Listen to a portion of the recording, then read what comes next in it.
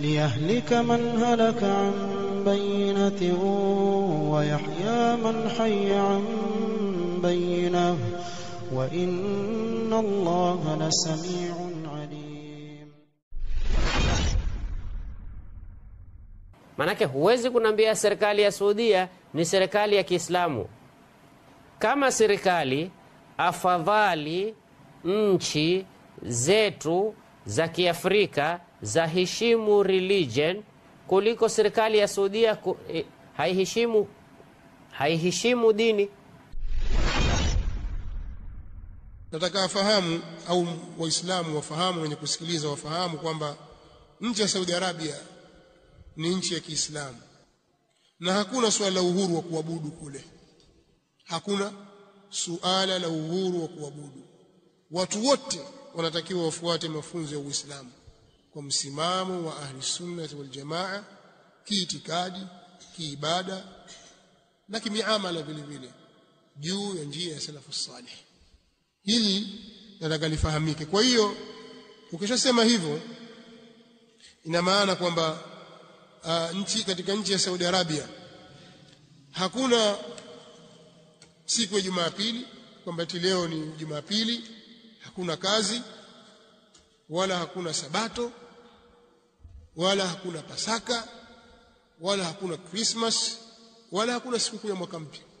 Hakuna hilo, wala hakuna idi ya hao wametangulia au wamekuja nyuma.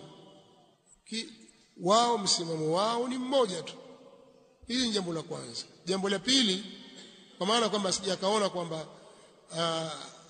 haya mambo yanayofanyika hapa Tanzania basi hata Saudia pia yapo.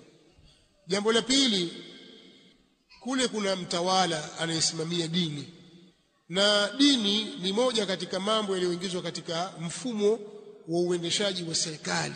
Serikali imeamua kufuata dini, hata kama sio kwa 100%, lakini kwa sehemu kubwa ya mambo yao wanafuata dini. Kwa hiyo dini ni sehemu katika dini, bali ndio muongozo wao. Hivi ndivyo wanavyosema wao, na pia katika utekelezaji uko hivyo kwa 100% kubwa sana.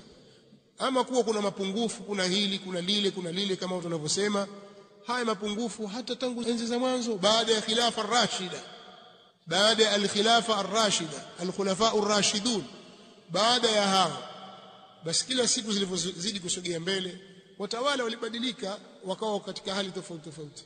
Wengine wanashtakia dhulma ya huyu, mwingine anashtakia dhulma ya huyu, mwingine hivi. Lakini dini tunaweza kusema kwamba ni dola ya Kiislamu.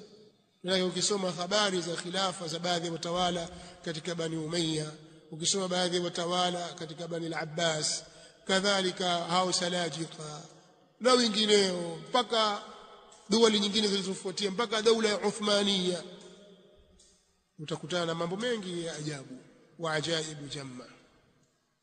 Lakini hilo halitoi kuwa hii ni nchi ya Kiislamu.